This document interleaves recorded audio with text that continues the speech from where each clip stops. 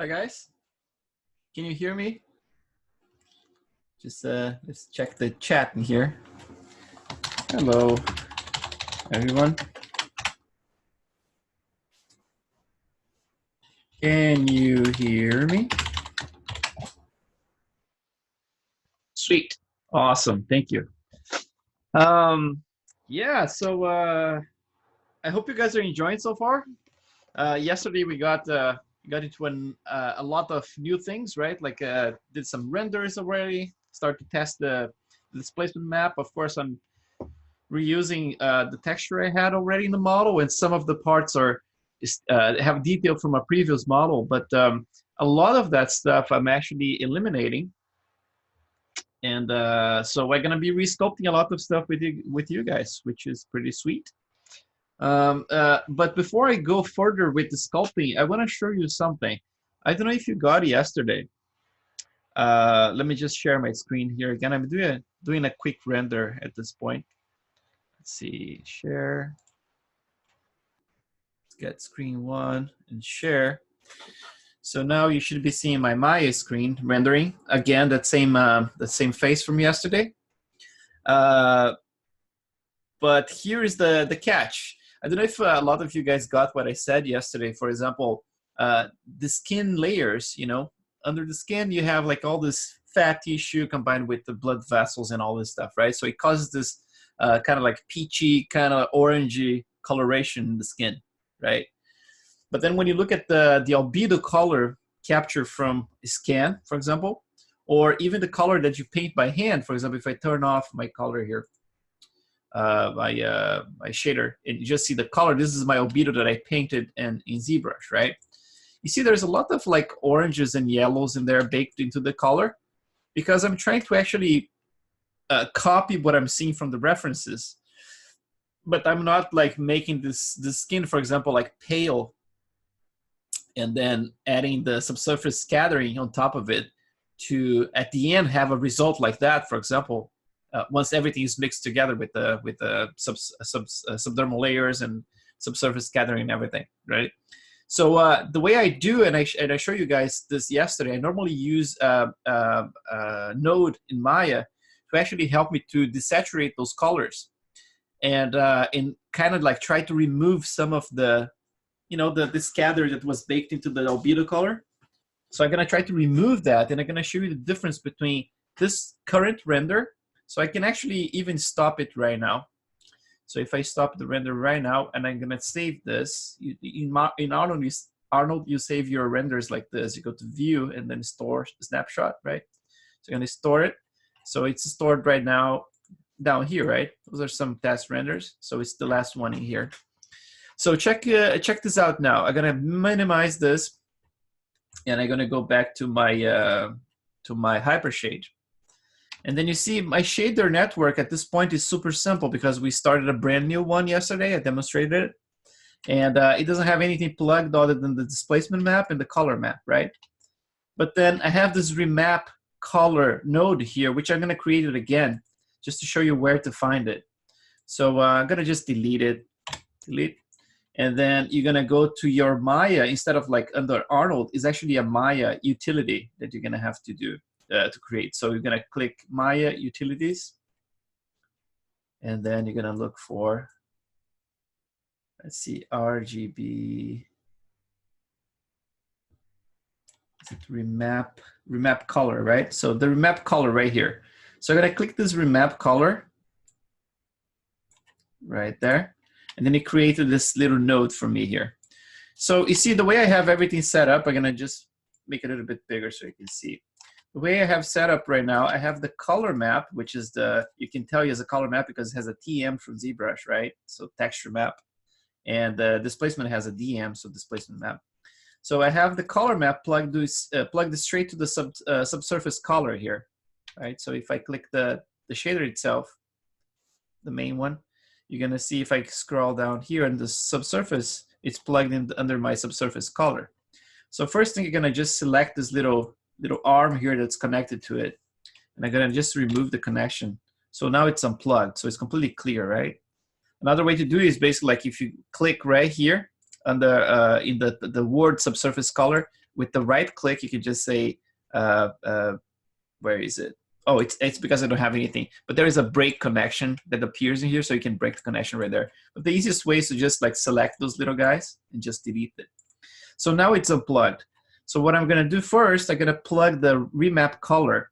And I can do it the same way. I can just click the out color in here and drag into the color right here to the remap, so the input, right? Or I can simply, and from here, from the out color, I'm gonna plug into the subsurface color. Basically what I'm doing, I'm just like introduce this node in between those two nodes. So it's gonna be this one plugged to this one and this one plugged into this main one, right? So I can do this by clicking the out color and then just clicking and dragging until I reach subsurface color, right? So now it's plugged in there. And then the out color from my actual map, and I can do the same, click this one and then drag to that. So now they are connected. So now in between those, the map itself and the shader, I have this remap color, right? So if I click the shader again, you're gonna see right there, there's a little arrow now. If I click on it, I go straight to this map, the remap map color, right? So the way I'm setting the saturation in here, and this of course, like it's gonna depend on the map that you're painting by hand, but I'm gonna just click right in the middle here somewhere, and I'm gonna once I have it clicked, I'm gonna first like turn into spline. I'm actually gonna click the first one here and turn it to spline too. Then I'm gonna click again like this one in the middle, and I'm gonna click and put like a 0.5 for the spot where it is, right? So it's right in the middle. But then for the selected value, this is the red color, right? So I'm gonna just use, instead of like 1, that's the, you know, the maximum, right? That goes from 0 to 1. So here in the middle should be 0.5 too, but I'm gonna desaturate the red the most. So I'm gonna put like 0.320, and then gonna click this first one here, and I'm gonna turn it to spline, click in the middle again, put this one at 0.5, and then this one is 0.5 as well. So that means that the green I'm not touching. Basically, the green channel is basically almost untouched. It's right like 0.5, 0.5. And then here, the last one, I'm gonna click the first little dot in there, and gonna turn it to spline, click right in the middle, and then 0.5 again. So we know it's right in the middle. And then for the value, we're gonna put 640. So basically, I'm creating more, adding more blue, keeping the red or the green kind of like in the same spot, and then removing a little bit of the red. That's basically what I'm doing, right? So now what I'm doing, instead of like having to go to Photoshop and have to tweak all those maps, right, and then send them back in here with those tweaks in color, I can actually tweak my colors in here in Maya, and then see the results kind of like in real time. So for example, if I have my render up here now, this is saved, right? Now let's try to update this render here and see what we get. Let's just open a window around here, so we don't need to render the entire thing again. So you can see just the difference, what's gonna happen now. We're gonna process it. You see, I just rendered that other image right in front of you guys, and just by doing this little adjustment, look at the difference between those two already. So it went from something that was completely plain, it had no color variation. Most of the color variation was kind of gone, because it was multiplying the oranges and all these colors with the albedo, right? So it's kind of like doubling the amount of scatter that was supposed to be in the map in the first place. So what I'm trying to do is to actually remove those. So you're going to see a much different map now that with much more color variation. You're going to see it's more rich. Of course, my map is a little blotched. It looks a little bit sick in there. And because of the random walk 2, the colors normally tend to saturate more. I'm going to show you how to desaturate the colors as well. But first, we're going to see a little bit more of the refinement of the render here. And then I'm going to show you what's going on. Because here, when I go to my ZBrush, and you look at the colors themselves, it's not like it's all plain and kind of orangey. It has variations, you know. It's like you can see there's very different colors in the lips, for example, in relation to nose and the rest in here. And I want to make sure that I have this variation in my Maya. So that's what I'm trying to do, is basically like at the end I have a similar result to this, but by eliminating the subdermal colors, right? So now you're gonna see if you look at the nose here itself, you see like I can see veins right now. But like I said, the colors are all very saturated at this point. But just for our test, look at the difference between this and this, right? You went from something very plain that was kind of like the basic textures, and the texture with that node to correct the colors, right? So now we know that it's already affecting the colors, and we know the results are going to be more interesting. For example, like even the blackheads in here, between this one and this one, look, they're kind of like very faint, and now you can actually see them in there.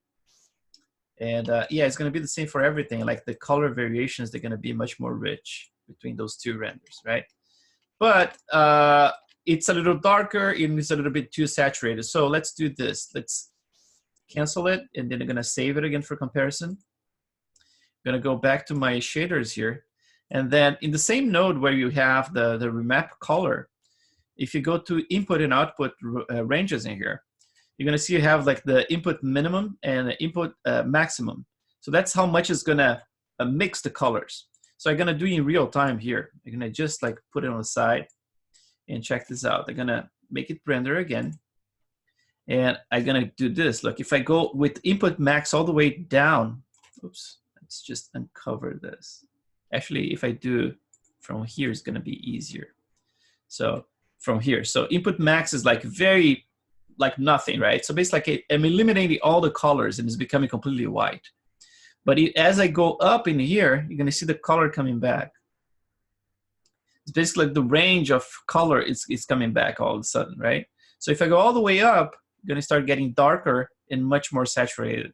So you can always desaturate a little bit in relation to what you got to compensate for the random walk 2 from Arnold. I tend to do like a 850 to 900, 0.850 to 0.9. And then that way I get more of a natural color. So this one, just for comparison purposes here, you're going to see now.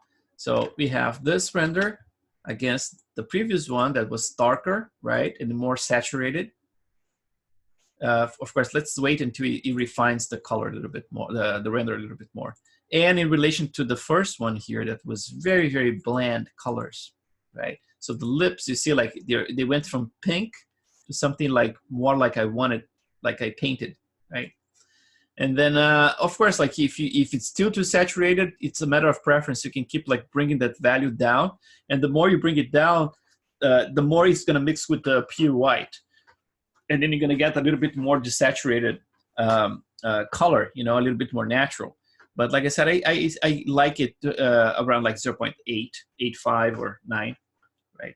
So that's a trick in there for you guys. Not a lot of people do this, by the way. Even at work, you know, it's like you see the way that the texture artists and the TDs, they work normally, like in most studios, I suppose, they get the albedo colored and just put it in there and they mix. And but they don't try to eliminate, you know, it's like those things. Sometimes they compensate with the color corrections in the textures, right? So for example, like they redo the textures, basically like put a filter in there to try to compensate, because they kind of like look at the render results and then compare with something else. And then it's kind of like by eye try to compensate and come to something similar, right? So instead of doing that like in post and then fighting, we are doing kind of like in real time, you know, we're kind of like tweaking the until we find a result that actually looks more like the maps we want to have. So it's a nice little trick, you know, that not a lot of people use out there. I don't think I never seen it, at least. But yeah, so that's a good one to have in your bag of tricks. Yeah, I really like the way that all the colors pop much more in relation to this. You know, this went from like silicon mask, right, to something that's a little bit more of like, okay, it's more like a human kind of thing, I guess. Like I said, I'm still a little sick, but I'm gonna get there. So I'm gonna close it for now. This is just the first trick in there, and then we're gonna go back to our ZBrush. Let's go back to my default material. And some of you guys saw on my Facebook and Instagram that I did some more work yesterday after our lesson. And basically what I was doing, it's just continue what we are speaking about. You know, it's like using the default brush and just like trying to cut those lines and almost like play that game, connect the dots, like I said, right? Instead of like straight lines, basically like finding the neighbor and then connecting them, and then trying to bring some to this area here to get some compression on top of the lip. But at this point here, it's kind of still very high frequency. I'm gonna basically like create some bigger wrinkles in here first. And it's a little bit of a funny way that I work, because I don't follow like a linear hierarchy of the form like you would do with traditional sculpture, right? Like you just put the primary, and then it goes to the secondary, and then it goes to finally to the tertiary forms. Actually, I kind of like bounce back and forth between them. And sometimes I do like I did with you guys yesterday, basically like start detailing, and then I'm going to start picking areas that I feel that is too high frequency, but it doesn't have enough secondary form. So I'm going to start like creating bigger forms. And to do that, I normally go to some lower subdivision levels. And then it's like carve it deeper and create those folds, use some of the elastic brush to actually help to create those bigger folds without destroying the form, right? It's working with 3D, especially with ZBrush, is very non-linear. It's a matter of preference what you do. There was a question, I think was from, let's see, it was from Raphael. I saw like on Facebook at the end of the day. And then he had a question about like what's the best time to actually break symmetry, right? And I don't have an answer for that, because to me it's a matter of preference, because exactly what I just said, it's like it's very non-linear. So if you wanna do everything non-symmetrical, it's totally up to you. But what I do, I actually try to go as far as possible with the symmetry, just to save myself some time with the fine detail. So like I said, I'm gonna start breaking up the symmetry in here when it comes like to the details right now. For example, around this area here around the nose, I'm gonna break the symmetry in there as we go with the details of around the eyes today. But like bigger forms and everything, I'm gonna keep it symmetrical so I can actually use symmetry at least until I have a good chunk of the face covered. And then I'm gonna break symmetry from that point on. It's your preference if you wanna do the work twice. I'm just trying to save time for myself, And like I said, you can have like a morph target with your model completely symmetrical. You can work with like that, But it's just really to save time at this point. It's not anything else other than that, I wish I could just break symmetry right now and just like try to nail the likeness that's not there yet. But yeah, I'm just like going with it and trying to get as far as I can. So I'm gonna turn off the color, because the color we still have to explore how I painted it. And my plan for today is to try to do this, like try to explore some of the forms around the eye bags. And then if we have the time, actually show you how I create my my micro displacement.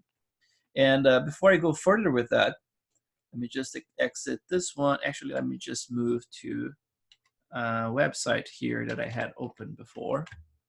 And there's a website that you guys can check out. This paper came a couple of years ago. That's called, it's measurement-based synthesis of facial microgeometry, right? And it's in this address right here. You can copy gl.ect.usc.edu and then research microgeometry. And most of you probably saw this, it's like they actually show what the original scan without the micro displacement looks like. And then with the micro displacement, what it looks like, which is cool, because if you go at the very end here, they have like a lot of samples. They have a bunch of maps in there you can actually download. I think they have even like normal maps and things like that. Just for you to see what is actually happening when it comes to the microgeometry, which is basically like that space that we are talking about in between those bigger pores that we have. There is all this micro breakup that happens. And it doesn't look like much until you render it, right? So this is basically like a comparison here they have, and it's a 4K displacement map. And then they have a synthesized microstructure 16K displacement map and a photograph. So basically like this one on the side here is just the displacement itself. This one is the displacement plus the micro geometry, basically like it's used as a bump map or a normal map, right? And this one is the photo for comparison. So you see like there's this sparkly quality to it, because what's happened is that you know, it's like since we have all this breakup in between, those normals are kind of like facing in different angles, right? So the light is hitting in a certain way that actually breaks up and looks like everything is very sparkly, right? You get all this interesting detail. Of course, you're going to be working with areas of specular. We're going to be painting for more spec or less spec and everything, but it's much closer to the photo here when it comes to the results than this one here. That's very kind of bland, right? So that's why we actually use the micro displacement, is to actually get this extra quality in the specular map and complexity, right? So take a look at this website for some research, and then some of the examples I have for the micro displacement, they look like this. But I'm going to be sculpting. You see, like this one here is almost, you have the pores map, but most of this area here without the deeper pores, right? It has some in here in the middle, but here they're a little bit more shallow. And I kind of like to use that kind of stuff. For example, like if I show you what I had before, when I sculpted this as a test before, I had a sculpt that looked like this in Maya, which is basically like, it's almost like cells, but not so much pores, right? And it has a little bumps and dings and things like that. So we're going to be sculpting something that's a cross between this one here and the pores map that we have right now. And I'm going to try to do that like in a kind of like seamless way. I don't know if you guys know how to do it in ZBrush, but I'm going to be showing how to do kind of like a seamless texture in there.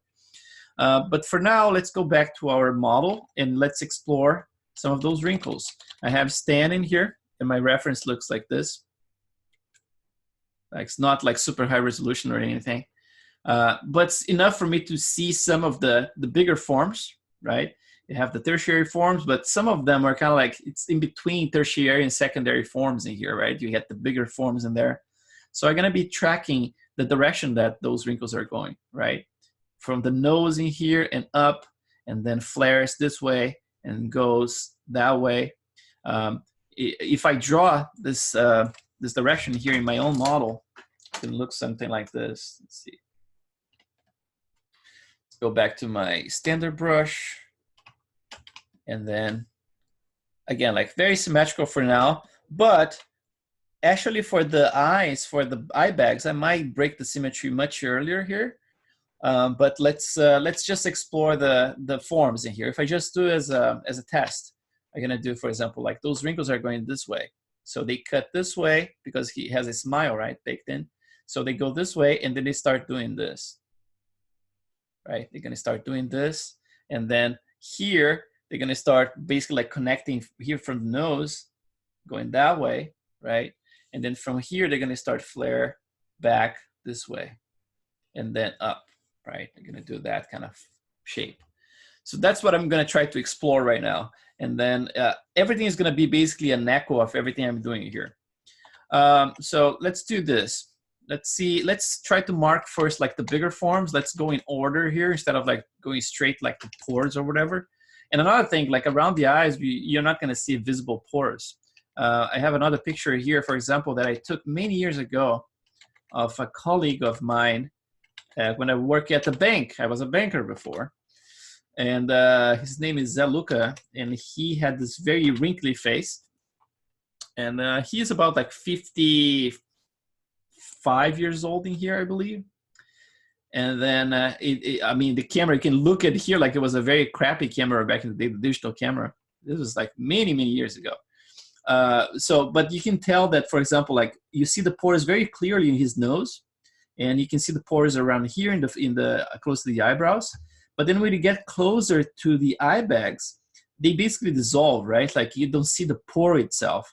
They become more like a pattern, like there's this cross-hatching kind of pattern, and those bigger forms, you know, and then you see this kind of like fractal thing, right? Like you see the bigger form and the smaller form, and then you can see the hierarchy of the form right there. So we're going to be using a cross between this reference and the Stan reference just to get some of that feel of those forms. So I'm going to keep here on the side, and I'm going to start doing some sculpting. To make things faster, sometimes instead of using the 35 million polygons that I have at my maximum resolution, I'm using only 8 million polygons, so one subdivision level less. I'm going to go even lower. So Shift D, going to go lower. And now I'm gonna be using, let's see, 2 million polygons. That's all I have here, 2 million polygons. And then I'm gonna start doing some sculpting. So first, I'm gonna try to define some forms using the clay buildup.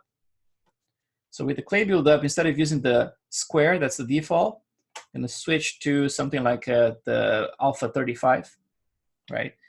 The difference is that now you don't get, you don't get the hard edges, right? It's just like a very, very soft edge like that.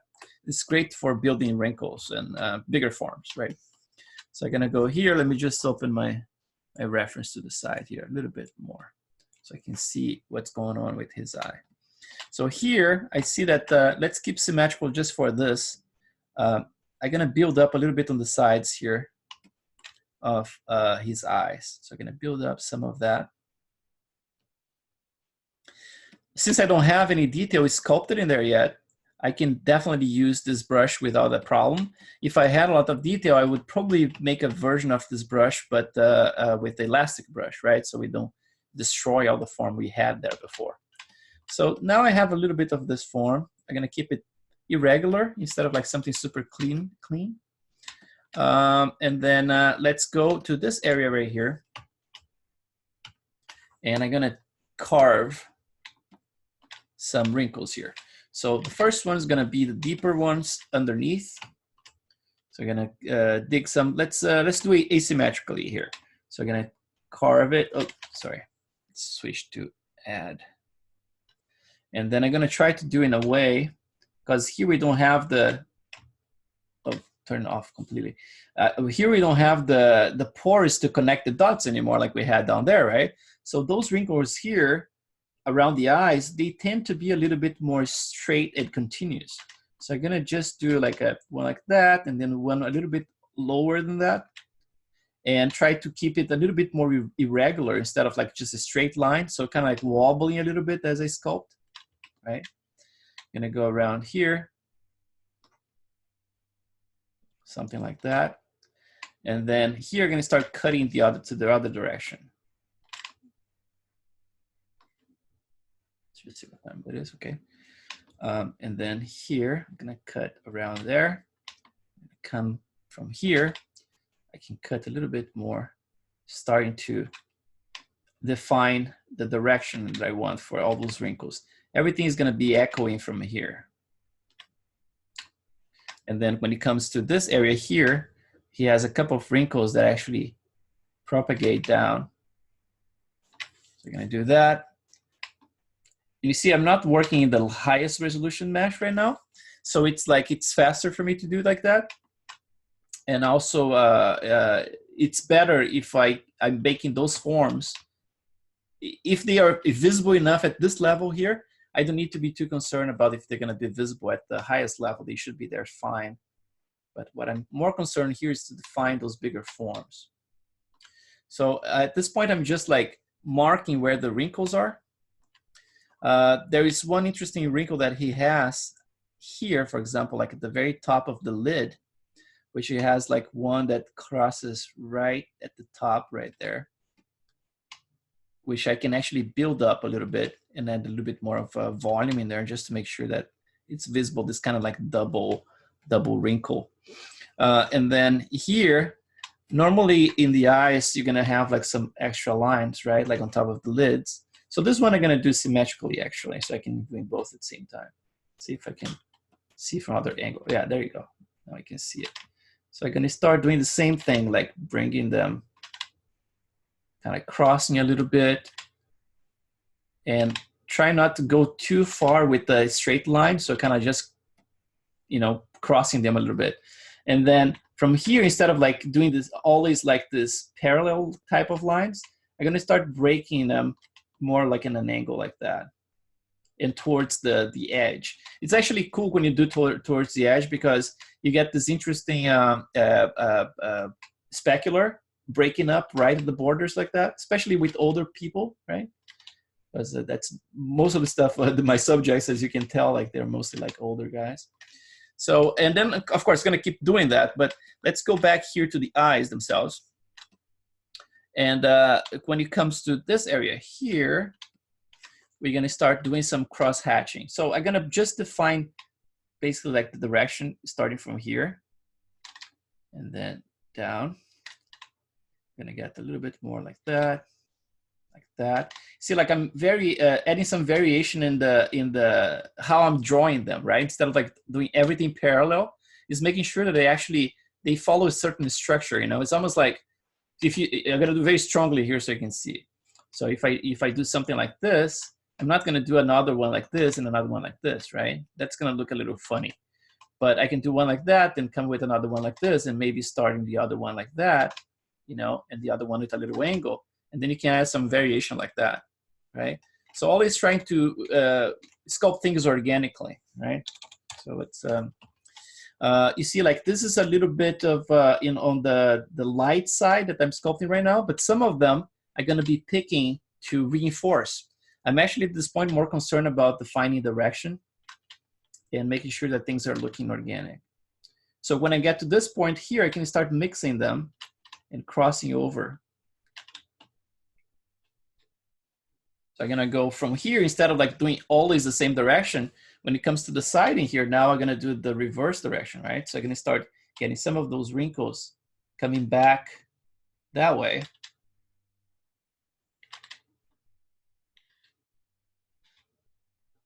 For example, something like that. And then I'm gonna go all the way from here. And I'm gonna dig in kind of like more like a line right there. And then another one parallel, another one right there, right here. And like I kind of sound like that painter, you know, it's like, and now we're gonna put a little tree right here. And now a little bird. Let's put a little bird right here. Make you guys happy. No, it's just like, yeah, it's a little time consuming because, like I said, I mean, like, you cannot expect to have things like automatic for you if you're in this business of doing a portrait basically like with the detail done by hand, right? Otherwise, well, at this point, we are all going to use like texture XYZ, which I'm going to repeat again. I'm going to reinforce is a great product. If you guys want to use it, I have zero argument against it. I mean, like I would be using too, you know, it's just like, it's my own trip, you know, it's like, I want to learn about the structure of the skin and things like that. So it's my own thing, but as a product, I mean, I think it's excellent. I would, you know, encourage people to buy for sure. Jeremy's a super nice dude. Okay, so let's keep going here. And now here, I'm gonna start to bring these lines a little bit closer to over there. And I'm gonna start echoing this gigantic lines that we're gonna start seeing from here. So he has one that goes like this. So let's make a little bit, I'm sculpting symmetrically, so I'll turn it off now. So I'm gonna do one a little bit bigger right here, like that. So I just grew the size of my brush, as you can tell. And then it's gonna go like that. And then there's another one that goes kind of like that. And then here, right? And then this wrinkle on the side is the main one. I'm gonna just reinforce it a little bit and break it up. Actually, let's make it smaller for this one. We're gonna break it up right here, you know, like that. And then from here, you can actually break even further like that. Then break this one, that part of that one that I just sculpted before. And a lot of this stuff we're gonna be going over and over with different brushes and then reinforcing things and then maybe like erasing some stuff. But overall, it's gonna be a lot of manual work because that's what we are signed for, right? We are doing everything manual here. Important thing is to learn. For me, for myself as well. I'm always learning stuff. So I'm gonna do again the cross hatching, right? I started that pattern that comes from there. This everything echoes, right? Like it's a very thin structure made out of cells that's stretching. So every time you have something like this, you're gonna see like it propagates, right? So from time to time you pick one of those and you made them like the hero, right? So you have some going this way and blah, blah, blah. Some going that direction, but you're gonna pick one out here, for example, this one. And I'm gonna see, you're gonna be the hero. So I'm gonna reinforce it and I'm gonna break down that surface. everything to, you know, to make things more organic, right? Same thing here. Going to start with very, very faint. Going to keep doing like the brothers and sisters on the sides. And then from time to time, I'm just gonna, okay, I'm gonna exaggerate you. I'm gonna break you down there, right? And then same here, get some in place. And then from time to time, you're like, okay, you're gonna be stronger. So, and then from here, gonna keep doing the same thing. Gonna bring from that direction, gonna bring down that. And there, of course, like I still gonna put some bigger forms in here that are gonna be sculpting in between all this stuff. So don't worry about things looking a little bit too flat at the moment. They're gonna look, hopefully they're gonna look super sweet once we are done with this stuff. So right here in the middle, and close to the carunculus, we're gonna be doing this, echoing that, bringing it down. And now, for example, like this area right here is when it's the area you get the most pull, right? Like you have the squint happening, like there is a smile in there, and naturally you're gonna get more of a squint. And there is a pull of the skin, it's kind of, there's a stretch going on. So at this point we can exercise this, for example, by pulling those guys. You can do that with our elastic brush, right? You can just go to elastic. Actually my elastic set to a spray, so let's get the other one. Let's get, have elastic 2 or something. Yeah, this one. Or elastic 1. Was elastic 1? Yeah. So this one here is elastic, but without an alpha, right? So if I sculpt right here, you can see like that's basically what it does. So I'm gonna use that, and I'm gonna do multiple passes. If I do like very strongly, you can see right here, look, multiple passes gonna increase like that, right? So I'm gonna do a smaller version of that. So like at the round 30, something like that, I'm gonna just create some of those little pulls in here. So just by doing back and forth like that.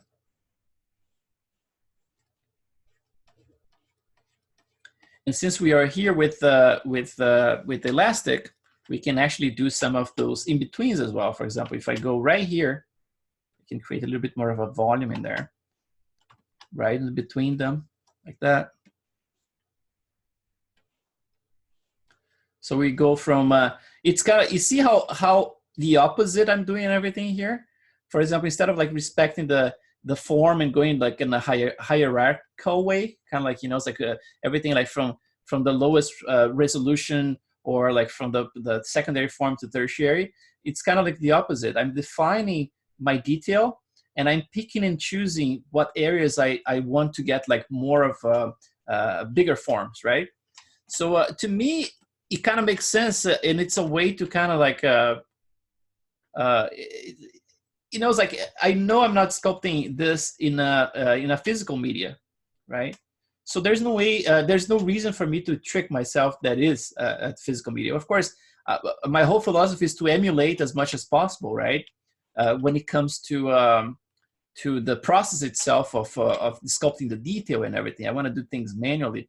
I want to, you know, it's like I not show off, right? But I want people to recognize that the work that I'm doing is different from a lot of other people work, because it's done manually, right?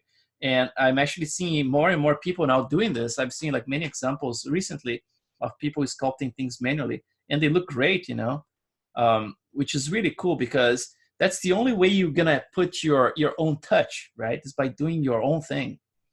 Otherwise, you're gonna be always like, it's gonna be always kind of like look the same, you know, instead of like putting your own touch. It's like the guitar playing, right? Like I see, I'm a big fan of guitar playing. I don't play guitar, but you know, it's like I have that one, right? Sometimes I make some noise, but not really a guitar player. But it's interesting because when you're a young kid, you're gonna get all those pedals and everything. You're gonna, you know, it's like, I'm gonna be a rock star, right? And then you start playing, even with all the pedals, you still don't sound good, you know. It's like, and you give the same guitar without any of those pedals, you give to someone who knows what they are doing, right? They have the touch, so they have that touch in their hands, and then the guitar sounds amazing without any pedals. It's just like the way that the notes are played, and the chords are touched, right? So in relation to the reference here, I went a little bit overboard with how wrinkly it is. So if when that happens, we can just go even further down in resolution. Let's see how far I can go, just a little bit more. And then I can smooth things out a little bit. So let's do a smooth at 10% only. I'm gonna try to just eliminate some of that. It's got a little bit deep. It's not that old. So I'm gonna just do that. A little bit like that. And then I'm gonna go back. And I should have a little bit of the detail is still there. Yeah, it's there. It's just a little softer now, right? That's what we want. And here I'm gonna keep doing this again, like without following a hierarchy. So from time to time, I'm gonna stop with the wrinkles and I'm gonna jump into, for example, adding some bumps and things like that. And then I'm gonna go back in here and I'm gonna work together and make sure that they all work in harmony, right? One thing that's very important, it's transitions, right? So we have this area here with pores, and now we have this empty area, and we have an area that has no pores, right? So it's important to actually make sure that those pores are blending correctly. For example, like if I go to the nose here, you see that I did a little bit of that in here, right? Like it starts like very pores, and then it starts fading away, and then it becomes some type of different forms. So we're gonna be fading that as well, and merging them. But before, let me just do a little bit more. I just noticed here, the elastic one. The eye bag, I'm gonna do this in symmetry. His eye bags have some more volume here and then down here. So I'm gonna do that. Just to get it even more organic, right? We're still gonna cut more of that stuff, but especially right here in the bottom, it's when the skin gets a little thinner, and then everything's sagging, right? There's all gravity right here. So there is a forming here and another one down there, so they kind of break up a little bit. So just add that to it. Like anything you add, right? Like it's at the end, it pays off, especially when you render with a natural environment. You're gonna see those forms popping. So now let's explore a little bit of the way that I do the bumps around the eyes. For example, like I said, my subject, they are normally old people. And as you get older, you get a lot of bumps and weird stuff in your face, right? And all this hair popping out of your ears and shit like that.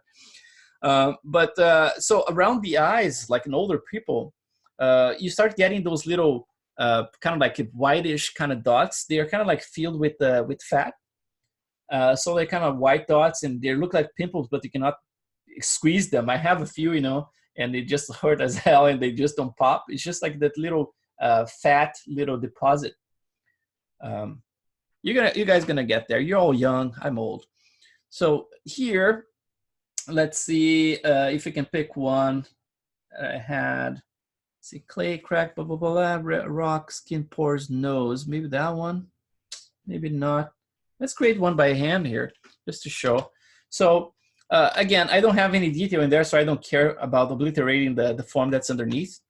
So what I'm gonna do, I'm just gonna sculpt with let's see, let's start with the standard. And we're gonna copy the standard, make another brush. So clone it. And then I'm gonna switch to drag rectangle. And let's experiment with that. So first I'm gonna get my alpha, and I'm gonna change this. It was very pointed before. So what I'm gonna do, I'm gonna make it kind of like the opposite. I'm gonna try to imagine that as kind of like a pimple, right? So I can even add a little curvature like that in the bottom. So imagine that this is like a giant pimple, like seen from profile, right? So that's the tip right there. So let's see, just like with the default stuff, what we get. See, like it's bad because it has this very harsh line, not like that. Let's see, it has a harsh line kind of in the middle right there. Looks like oh, it's a nipple. I just created the nipple brush.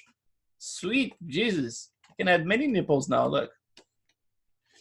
Anyway, so let's go back here and let's see what I have for the focal shift. No, focal shift is fine. So let's make sure that we have an alpha that actually is not so pointy. Probably I was using 39. Let's try with 35. And then 35, same profile. Let's see. That looks better. So that looks much better, right? So let's say if I want a little bit more of a harsher line around it, I would just basically, like, I could either use the focal shift, right? And do something like that. Let's see, focus shift. Oh, actually this one is going to modify just the top. So maybe what I can do is to actually go to, okay, a radio fade. It's just like I would do something, maybe go under here. Let's see if I can do that. So that one's not going up. Yeah, it doesn't go up. So let's see, maybe if I can eliminate completely like that and create something more like that, I would guess it would get more. Yeah, it's gonna depend, of course, of the brush that the alpha you're using here. Some of them probably gonna get more of that result, but I don't know exactly which one I would pick here. See, maybe this one here. Yeah, this one has a little bit more of a sharper fall off in there. So if I have something like that, now I can start adding some of those bumps in here. For example, like common places for them to exist, they're kind of like, you know, it's like around this area here. So I'm going to make it a little bit less intense. Let's see, 40 something. And just keep them kind of like that. Of course, we're going to be, let's just turn off the symmetry. We're going to be covering this entire thing here with some other displacements that we're going to be sculpting, kind of like similar what the little random ones we used in there, right? So when I create those little bumps, normally I use the same brush to actually help with the eyelashes, right? So the eyelashes, you're going to notice there's sometimes you find little bumps and stuff. For the Dick Smith model, what I did actually was I went full retard with that, which was basically I put all the hair in place using geometry for the eyelashes, and then I generated actually tried to do like up and down as well instead of like a straight line, because it looks pretty bad when it's straight. So all this stuff here is gonna kind of vanish with the subsurface scattering, but you're gonna get some interesting highlights breaking up the border, which is always nice. So for Dick Smith, I had like I put all the hairs in place, and then I created a ambient occlusion pass and generated a map that's completely white, just with the connecting, you know, it's like when the surfaces touch each other, for example, the intersection between the eyelashes as geometry and the face, you generate a tiny little shadow. And that tiny little shadow I could use as a reference to actually place those little dots, you know. The other way is to actually import the geometry, if you have the eyelashes as geometry, and bring them into ZBrush and have them in here like just as a single object, and then go under each one of those and then pull one of those little, you know, dots. And then it looks very cool because it looks like kind of like an ingrowth a little bit. So, you know, so adding those guys, it's gonna probably like happen all the way, you know, it's like spreading out like that, especially like the lower area here as well. If I want to use the same brush that we just created for some extra, you know, bumps around the skin, we can do that too. And we are working a very low resolution, so that means that I don't need a super high res for this, right? Like it's just gonna be kind of like underneath the entire thing. So it looks a little weird here, but once you start mixing with all this stuff, you're gonna start looking kind of cool. So let's put some like random right here, some random stuff there. And now what I'm gonna do, I'm gonna go up in resolution. And again, this stuff is, I'm gonna be constructing this whole area here as I go, and going back and forth with resolution and back and forth with tertiary, secondary, you know. It's like it's a completely non-linear, very freeing way to work when you have like ZBrush at your service.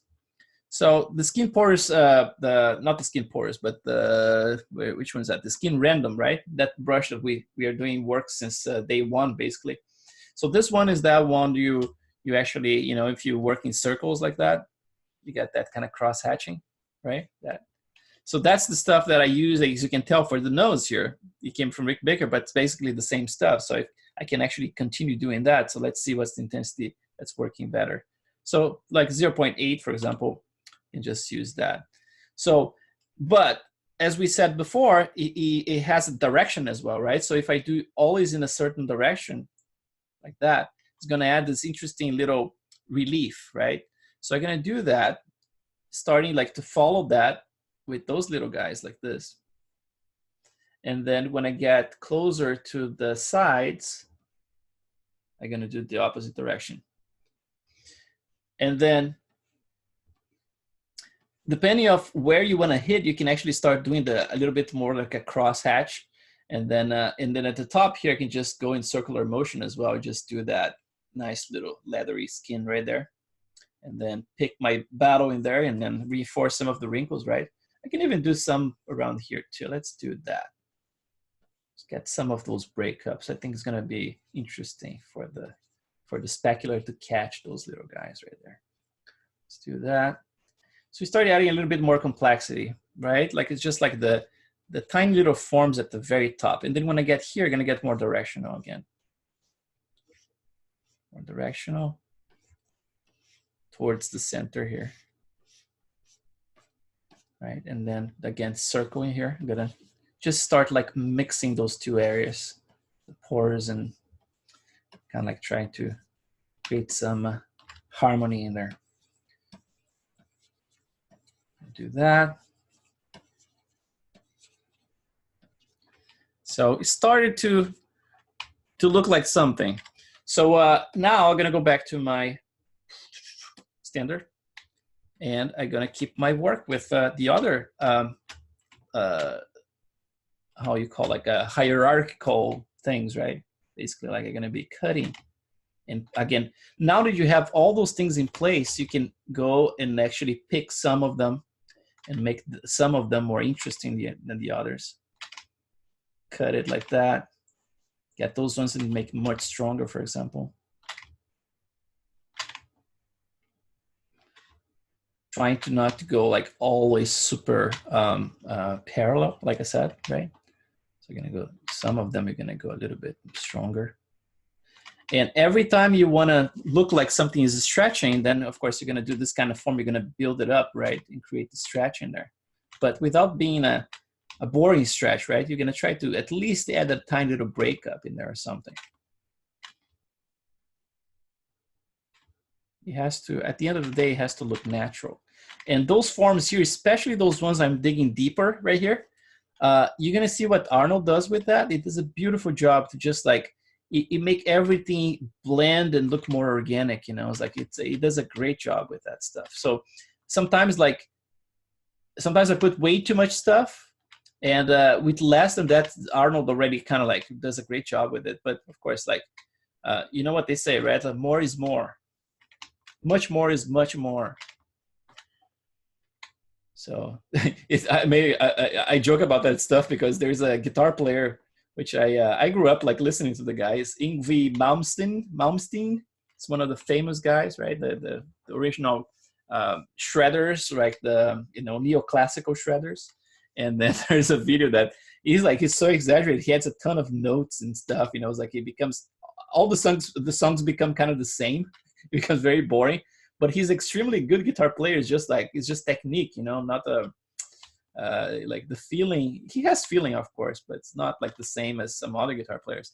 But people say like, yeah, more is more, Like, so they made this video, I think it's on YouTube, with Yngwie Malmsteen, like saying that more is more, and then it's kind of like a parody, and then he shreds like crazy.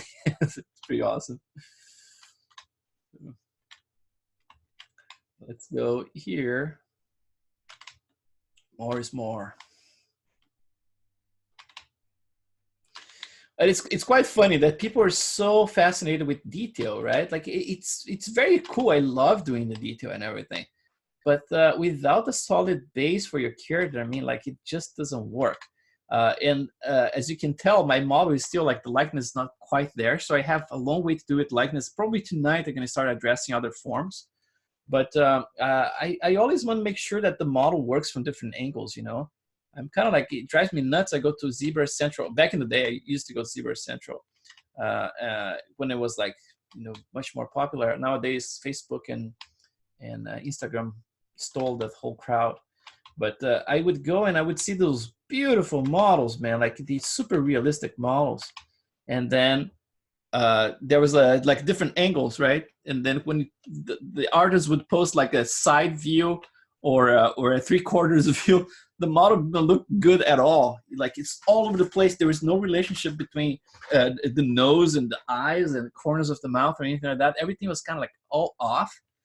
And you can tell that the person actually used a blueprint of some picture and basically tried to nail that one, and including the projection of the texture, right? Because projection texture gives you a lot of stuff for free that's actually not there. And then when you look at the model without the texture, that sometimes some of them would be courageous enough to post without the texture, then it looked like really, really bad. It didn't look anything like that, because things that we believe that was actually form were actually just baked into the texture, right? So we had the shadows and had everything there. The wrinkles look super real, but then it wasn't in the model at all. It's just like it's a fake thing, right? It's just like a projection. So when I create my stuff, I want to make sure that the form is in there, you know, because uh, it's like such an interesting media, right? That nowadays you can actually 3D print your stuff. Imagine like if you had a very, very bad model that you did just for the popularity on the interwebs, and then all of a sudden you're trying to 3D print that thing. You know, it's like it's not going to look good at all. I mean, like it doesn't. It's not going to hold it like from different angles, right? But enough bashing those newbies. We are all professionals here. Oh yeah, yeah. Yeah, I have no problem people like searching for fame or whatever, but put the work, you know, at least put the work, man. Don't cheat on us. Like, so when you know what's going on, it's very hard to trick you, you know. It's like you know exactly who the cheaters are. So, yeah. You see, like all this work is just like it's a work of like patience, right? At this point here, I'm talking to you guys, so I normally go like in a slower pace. But for example, as soon as I turn off the mic and I'm kind of like ready to save those files to Vimeo, right? It takes a long time to process. So during that time that's processing, I'm basically like working on it, but then I have my headphones on and I'm in the zone. And then when I'm in the zone, it's hard to shake me out of there. Uh, Even as a kid, you know, my mom would have a very hard time asking me to go have dinner. I would be like so involved, like doing some. We didn't have Legos; was something else that we had in Brazil, but was similar to Legos. And then, man, I would be so involved with that. You know, it was very hard to shake me out of that space. And that's how I am now. You know, it's like as a 47-year-old man, it's kind of hard to shake me out of that. So if I have my headphones on and you know, it's like I'm just like doing a lot of work really fast. I mean, like I really go to town with this shit. So yeah.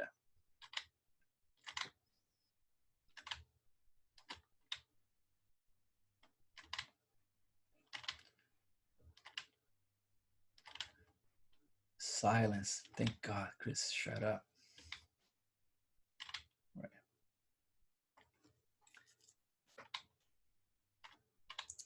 So from time to time, you can actually pull some weird direction and just add some kind of scars, you know, and things like that. So let's go here and dig some deeper wrinkles right there. Make sure that things look organic. And now, of course, like I'm at the highest resolution, right? I blocked all this stuff first at the 2 subdivision levels less, but now I can actually really go to town with what I see in here. I can even extend some of them. And you're gonna notice that when I get into this spot, I basically don't use reference most of the time. I just like try to feel a form, you know? So in about 2 minutes, I'm gonna open mics for you guys for questions. But yeah, I tried to feel the form, you know, it's like I kind of have a certain understanding of the direction by now. And then I kind of like try to be free.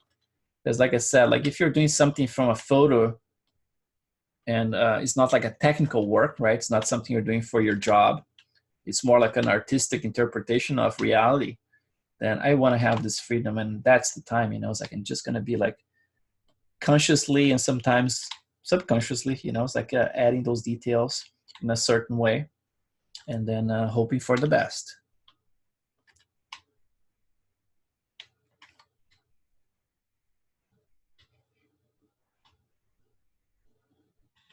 Is that amazing that like a couple of years ago, you could not sculpt stuff like this high res, right? It's just like so. We had a limit of like 2 million polygons or something like that with ZBrush. Mudbox was the same. It's kind of like 2 million polygons, and if you pass, you would start crashing like crazy. Never quite got into Mudbox. But nowadays, I mean, like I said, I'm using like HD geometry in ZBrush since 2012. So it's not like a new thing, right? New technology. It's like at least 7 years I'm using it.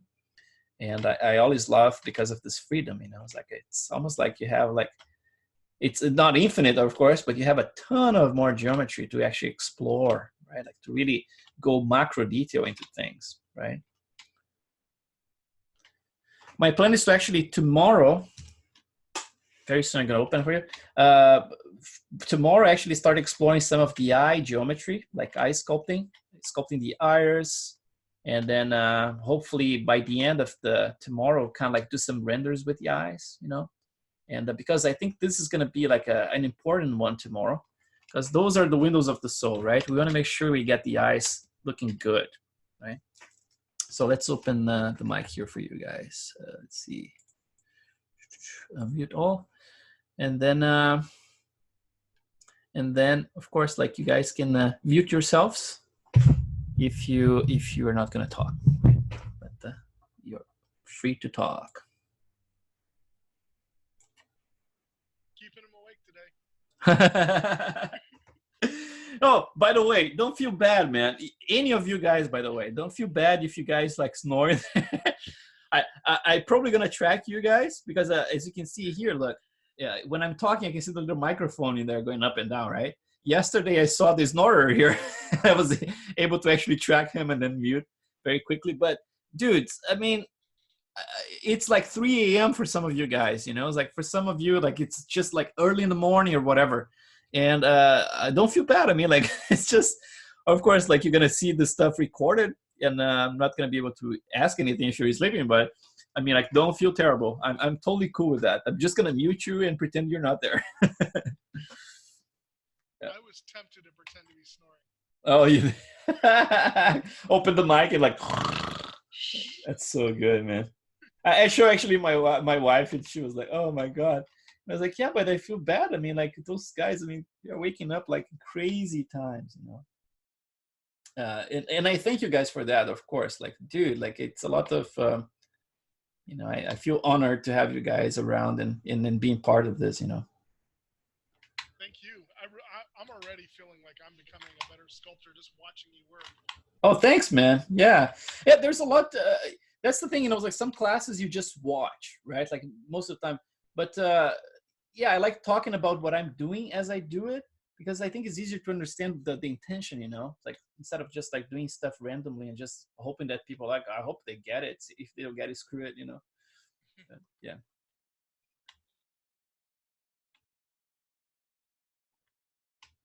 So here I'm going to start like actually extending those wrinkles. And then I'm going to start doing the blend with those pores, right? We're going to do this area here, making sure that it looks tight. So I'm going to get to my pore brush again. I talked to Sven today at work, and he actually was working on his pore, which is really cool. So if you guys didn't have the chance, it would be nice to, you know, like just get the pore going on, because that's the beginning of everything, right? We're going to be using this pore for a lot of stuff. So here, let me do in symmetry so I can get those pores actually mixing. Let's get here. So for you, Rafael, so does that answer your question about the symmetry? That's more like an optional thing? I'm sorry, I cannot hear you, but it's okay. I mean, like I can, yeah, if I can respond to you at the forum, you know, but basically, you know, it's an optional thing. You can break it up like early or later. I'm just trying to keep as much as possible symmetrical, just to keep going with detail, you know. But can you hear me now? Yeah, I can hear you now. Perfect.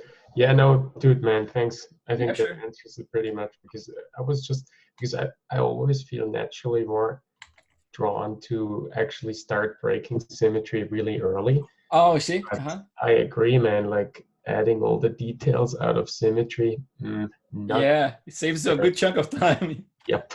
Yeah. So, but I kind of like that method too, because you get really fast into actually already rendering and playing around with things, and it kind of breaks up that tedious long process Exactly. of sculpting. And I mean, like, if you guys working like in productions, right? Most of you guys do. I mean, like, it's this pipeline that you have to follow, and then you give your work to the next person, and then sometimes it takes like a week to get something back and to see it, you know. And then when you have a pipeline that's so free like this, you start doing a render from the get-go, like I did, right? And then you have the exact measure what's needed to make it look better. Okay, is this placement looking too deep? Is it looking too shallow? You know, so from that point, okay, all the detail I'm gonna do from that point on, I'm gonna get a little bit deeper because I know we're gonna need to do that. So it's like it's this back and forth kind of like experimenting. So that's why when I post my stuff, sometimes people are like, "Oh, it looks finished," but it's like so far from finished. It's because I do all the passes at once just to show like a preview of everything, and then from that point on is refining, right? It's like the 10% of time that takes to make 90% of the work, and then the 90% of the time to make the rest of the 10%, right? Because it's just like so much stuff that goes on. And that's going to make for example, like if you guys are into the detail kind of thing, you know, it's like people are very big fans of detailing because they see the amount of dedication that takes. Sometimes it's not so much like skill, it's more like dedication. It's like, man, this guy is insane. Why he's doing all that stuff, you know? But people are very fascinated with that. There's this thing about like hard work. People see it, you know, like people, you can see when something is like, it took time to do, you know, it's like dedication, and people admire that. And I like that too, you know. It's like the people I admire the most, like when it comes to sports and whatever, is normally the people who dedicate themselves the most. I always root for the underdog and, you know, all kinds of stuff. But yeah, I like that. I like you know, people in similar similar backgrounds or similar skill sets. For example, when they're put together, you know, it's like we're against each other. And then all of a sudden, like, this guy has the edge because he just, you know, puts more time into it. That's all it is at the end of the day, you know. Unless you're a freak. There's a couple of freaks in there. Those guys, like, started doing CG like a year and a half ago, and they're already doing some amazing stuff. But those are freaks, you know. It's like, I'm just a normal guy. And the difference is that I just spend a whole lot of time doing this kind of stuff. So it's going to eventually pay off. So let's see. So let's do that. So those pores here, you see, I went with them very deep in there. So what I'm gonna do, I'm gonna reduce the intensity from 40 to around, let's see, like 30. And they're gonna be a little bit less deep right now. And let's see if my symmetry on. It's not. I'm gonna save some time here too. So I'm gonna respect that structure that I had yesterday, trying to do that little zigzag, right? So they have a little bit more of a structure in between them. And when you get to this spot here, you're going to start to fade them away. So just add a few in here.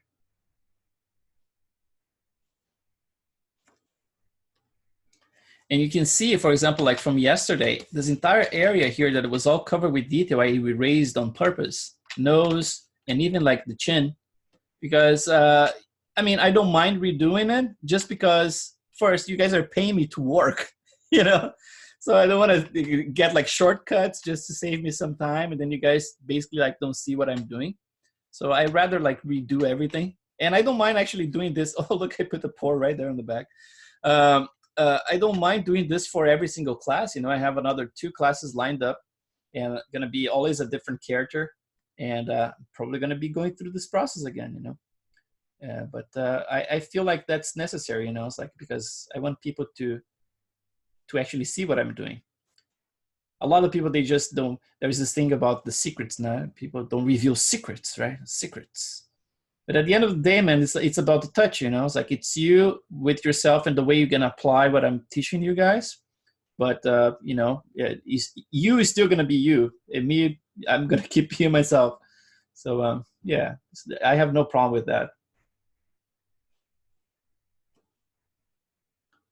And I'm being extra good with I mean, like replying to stuff. You know, it's like I know I'm missing from time to time an email or two, but a lot of emails that in the past, man, I was so bad like replying to stuff.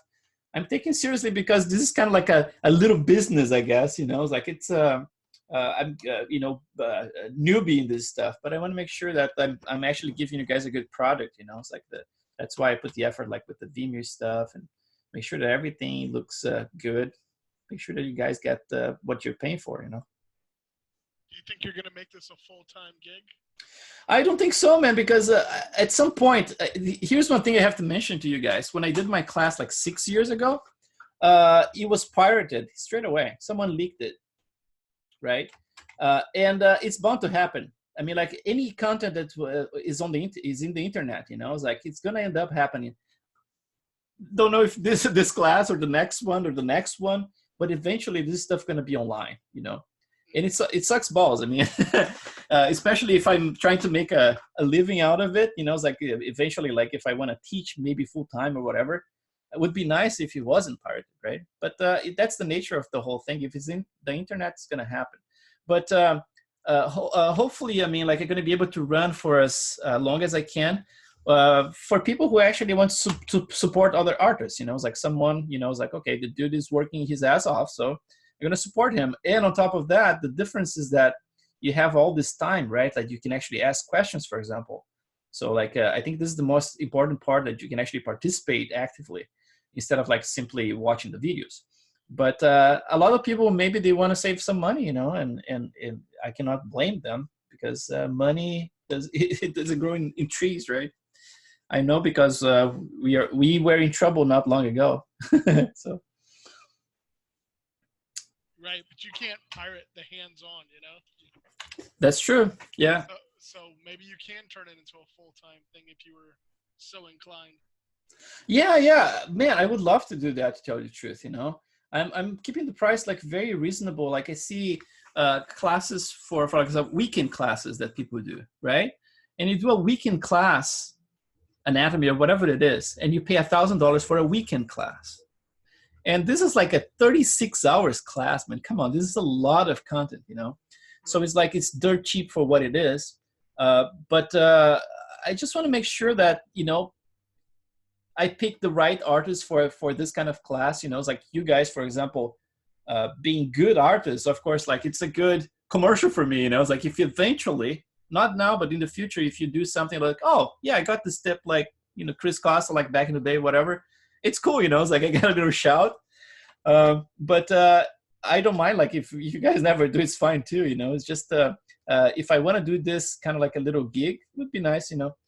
But yeah, I mean, I'm kind of tired of the industry, like I said in the first one we had, because I'm working on this like for probably like 12 years, no, plus the other years before, since 2004, 15 years in the industry.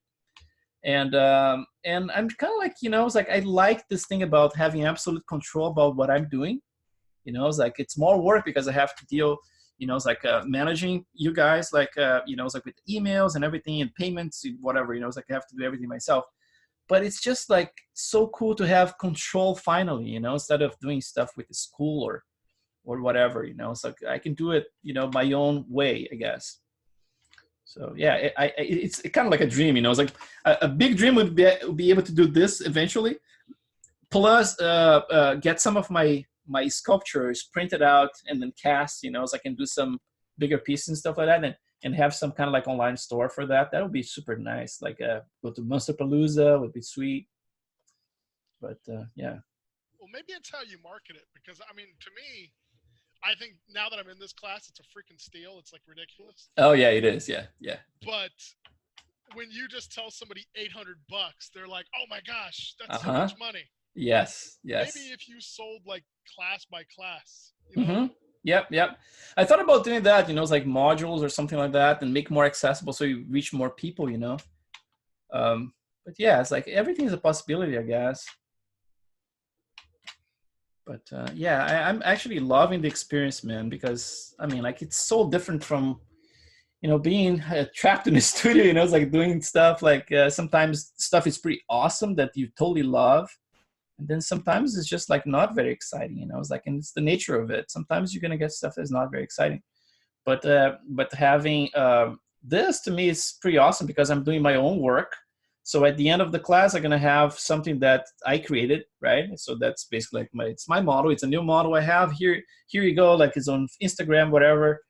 And I'm happy, or I learned something about it, you know. So in the next class, I can use what I learned, you know. So to me, this is all like it's all a win-win situation to me, you know.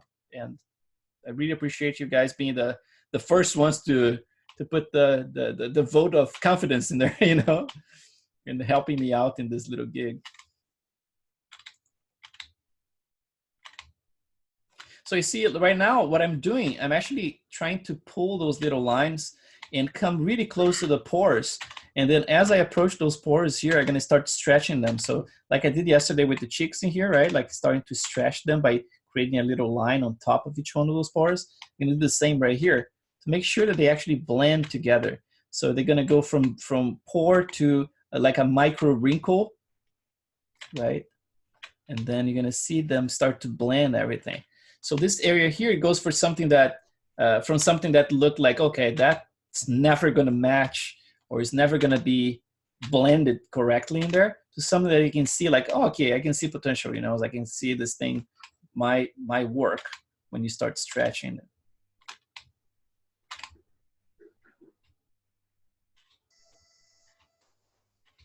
Hi, Chris. I have Hi. a question. Yes. So, while doing a personal project, I believe that we have all the time in the world for us to do all the details, right? But yes, what if we're doing this in production? For example, when you're doing Kong, you have to do the whole body, right? Yes. Like all the details. How do you approach doing all that in the given time? In the given time, normally the model is split, right? Like if it's a huge model, for example, in case of Kong, Martin Murphy was the guy who actually sculpted the hands. So I had the base mesh in there, but like detail, he went to town with it. He's a very good, he's an excellent oil painter, but he also a very good ZBrusher. So he sculpted the hands, and then I believe he did the feet as well, because I was so concentrated like on the face. And I basically like I took care of the face, and then for the body I had a very generic kind of texture because he was covered by hair. But yeah, I mean, like it's normally teamwork, you know. It's like there is a gigantic monster that was sculpted for Aquaman just recently, and I wasn't part of the main team. I was just helping from San Francisco, but they are doing most of the work in Vancouver. But I mean, like they split that monster in several pieces, and then I got a couple of pieces, you know. It's like, and I was working the top shells and some of the. It was a top shells. No, I didn't do the top shells. I think this one was someone else who did. I worked like in some of the claws, right? Yeah, it all depends. But like a full body character, for example, that I sculpted the entire thing was like Otashi for Pacific Rim, and then those gigantic eels for the first Avengers, like the flying machine creature things. And then for the Hulk, I actually detailed the entire body of the Hulk, but I didn't sculpt the Hulk. That was Geo. And then I basically like I just add the pore detail and everything. And that's when I kind of started to study the pores and things like that, because I had access to the scan data, and also from the casts of Mark Ruffalo, like for hands and face. And then I started studying these structures, and then at some point, now we had the scans for the hands, and then the scan for the face. But then what about the arms? We don't have anything. And then we did a combination. We had a combination of a model who came and posed to us, and we just took some pictures of the guy. And then from those pictures, we could see the structure of those pores and everything on his back and blah, blah, blah. And then from that point on, I actually started sculpting and adding more detail on top of that. So a lot of the stuff you see, like transitions from arms to chest and whatever, a lot of that stuff I had to create by hand. And that's when I started doing this kind of work, you know. I was like studying it. And so you're going to see a lot of manual work in the Hulk, but there's a lot of the scan in there, but it's a lot of my manual work in there. Thank you for yeah answering. Sure, man. Yeah, John Acto is an amazing artist as well. Who? Gio Nyquil. Oh, Gio. Yeah. Yeah. He was my supervisor for that project. I think it was his last project at ILM. Then he left.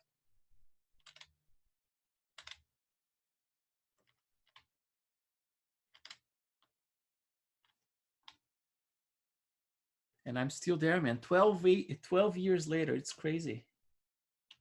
It goes so fast. Anyway, will you be showing us how do you convert your maps into specular and roughness map as well? Oh yeah. Oh no. Okay, very good. You guys gonna get the whole shebang, man. I actually have them in here already. You know, I have the specular in there, and then the bump depth. That's basically the maps I'm gonna be using, and then color, of course. But then, yeah, we're gonna start plugging this stuff, and so probably today I'm gonna keep working on this one because it's gonna be. Let me see what time that is. No, we actually have more than half an hour, right? So it ends at 11:30. Sorry. So what I'm gonna do, I'm gonna just stop where I am right now. And of course, when I post on Instagram tonight, I'm probably going to have much more detail around this because I'm going to be working on it later. But I'm going to pause it right now. First off, to actually save our file because, you know, working an hour or something. By the way, in my preferences, the autosave is kind of, you know, the quick save here. It's like 600, so it's not auto-saving. So I like living dangerously, I guess, right? So like if it crashes, I'm screwed. So I'm gonna just save this before it's too late. Chris. Yeah. Sorry to cut in front of Joshua, but it's just a quick question about the eye bag. When you sculpt the eye bag, it's basically this process, or do you come back to apply some pores, like some individual pores, like you did on the cheek? Yeah, I don't use a lot of pores in there. I use more like a cross-hatch kind of approach. This process. Yeah. I'm just gonna refine much more, right? Like get like add some kind of hierarchy in there and get some of those lines a little bit deeper and everything. But the pores are gonna stop right there. For example, like if I get this one back here, right? Like I said, I mean, like you're not gonna see pores in those areas here. From time to time, like when you get the cross area, for example, like there's a little cross right there, you're gonna get a little bit of a dot sometimes in between. But then when you get here, you're gonna start seeing like some kind of like micro breakups, and then you start seeing the pores again. So basically, like this entire area is a little bit more flashy, you know. Like I said, like with the older people, if you get like someone really old, this whole thing here starts to kind of like propagate to the cheeks as well. And then all of a sudden, you're gonna see this structure that looks like almost like a film. It's like this super thin film. And then the pores are quite not there anymore. You know, it's like it's just like this other type of structure. It's very interesting. It kind of dissolves away. So, yeah. Yeah. Okay. Thank you. No problem, man. All right. So this guy here. So let's save it first. File, save as, and then I'm saving without the undo history, right? Because if you're saving with undo history and you're working in HD, for example, like the undo history is not even here now, right? But let's say if you are inside of HD and you do all that work, you're gonna see inside of HD, you're gonna have the undo history in there. And it's gonna be pretty big if you're working for an hour like I did. And then if you try to save from that, you know, from the HD, if you try to save with undo history, it's gonna be a massive file because it's saving with everything, right? So I'm gonna skip it. And then of course we are out of HD, so I'm not gonna save anyway. So let's go back here. Kris, personal projects, and then Winston, ZBrush, and we are HD6, HD7. Save that guy, and then let's work a little bit on our micro displacement, the micro geometry map that I mentioned before, just to show you guys a little trick. It's kind of like a lot of stuff in ZBrush gets lost in translation. You know, it's like every new version that they release, it shows just like all this awesome new features and everything. And a lot of the very useful features that we were so in love with, like when it was first released, people kind of forget about it, you know. And then I kind of like revisit those things all the time. Even the material that I'm using here is the very first material that was released for ZBrush. And then sometimes I post stuff with this material. People are like, oh, what material is that you're using? I was like, yeah, that's super old one. I just tweak it, the default material to have more spec, and that's about it. But it's basically like this one here, right? Like the bottom of the food chain in there. So let's switch to a plane in here first. And then let's show it right there. Basically like it's a regular plane, right? The primitive. Just gonna make a polymesh 3D because I wanna make sure I can sculpt on it. And I'm gonna subdivide a few times. So we have 1,000 polys right there. It's Control D. Oh, before I do this, one thing you can always do is this. You go to geometry. And let's see, well, did I subdivide already? What's that, higher resolution? No, it doesn't have a higher resolution. It's just subdivide. So without the smooth modifier here, I'm gonna just turn it off. You're just gonna subdivide it. The difference is this. If I do that way, you see like it creases the borders. You're gonna see a tiny little dotted line right there, right? So you see it's a square corner, although I subdivided. If I have this with smooth, if I try to do the same, now it basically creates a curve right there. So I don't want that, right? Let's make it completely smooth, completely square. So let's subdivide a couple of times here, 16, 66, 260,000 polys, right? Let's just do a test here. So by default, if you're sculpting anything in ZBrush, you're gonna get something like that, right? Sculpting the plane. But then let's pretend you want to do like a tileable texture in ZBrush. You can actually capture an alpha, and you can actually create like you know, in Maya, you can actually create a nice texture that's all tiled. For example, for your micro displacement. The micro displacement normally looks a little patterny. You know, it's like it has all this pattern because the repetition of all those these tiles, right? So if you apply just the macro displacement sometimes in the mesh without the displacement, you're gonna see it looks like kind of like a grid. You know, it's like you can see a little bit of the repetitions in there, depending on how you plan it, of course. But then as soon as you have the displacement, they're just gonna be riding on top of the displacement, and I don't think you ever gonna see any of the, you know, the connections or the seams in there. But let's try to do our best to create a seamless texture. So if I'm just drawing here, that's all you have. But then ZBrush, if you go to the brush modifier in here, and if you go to the curve, so like right under brush, you're gonna have curve. You see there's this wrap mode in there. So if I click on that and just go to 1, for example, now if I draw, look, when I go to the borders, it starts in the other side, right? So that's gonna help me to create the seamless texture. So see what happens right there. So same way, if I have this multiplied by, like, instead of 1, 2. So I'm gonna do this again. So it's gonna, you know, if I do something like that, instead of using the borders in here, I can actually focus in the middle and try to find where the repetitions happen. For example, like this little guy here in relation to this little guy, right? And it's right there again. And then in Photoshop, I can actually cut this area here and create a pattern that's completely seamless for me, right? So with that in mind, we can actually sculpt our pores in here in this plane. So I can start with the main pore we created first, right? Create a little pore. So right now, it doesn't have a repetition. It's just by default, it's just like that, right? So the first thing you're gonna do with this butthole is to actually make the butthole a little bit shallower. So I'm gonna go to alpha, and you see like that's what I have in there. So I'm gonna probably like bring the this one. Let's bring it down, and let's bring this one up a little bit. So you start seeing the difference in there. It's like not as contrasty anymore. And my intention here is to actually make the whole thing a little shallower. And then you see the color changing right there as well, right?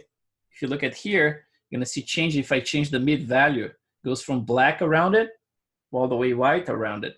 And the difference is that when you draw it here, if it's white around it, there is kind of like, it's creating like it's making deeper, right? But then if it's black around, it's gonna bring actually forward. like this, right? So it's gonna create this bump, and we don't want it. So visually, you can try to find a mid value here that actually blends the inside and outside. So something around, let's say 69. Oh, that's a nice number, 69. All right, cool. So that one is just like very faint. You see, like it doesn't have that depth anymore, right?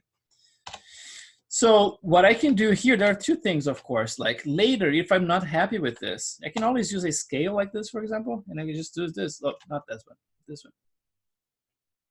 And all of a sudden I have a deeper wrinkle in there, right? But I don't want to do this now. I'm just going to keep sculpting it. But before I sculpt, you see, like I only have one repetition here.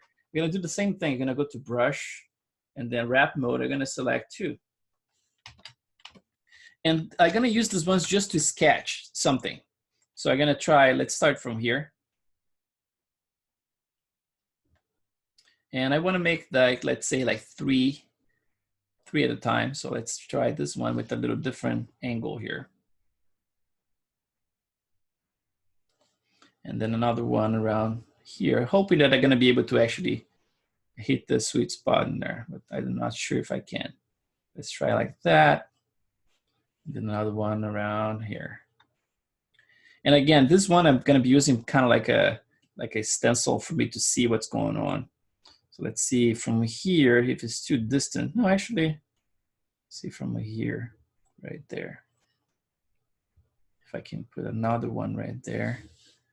Yeah, that's not gonna, yeah, it is. It's gonna work like that. Yeah, it should be good enough. Not perfect, but good enough. And then right here somewhere.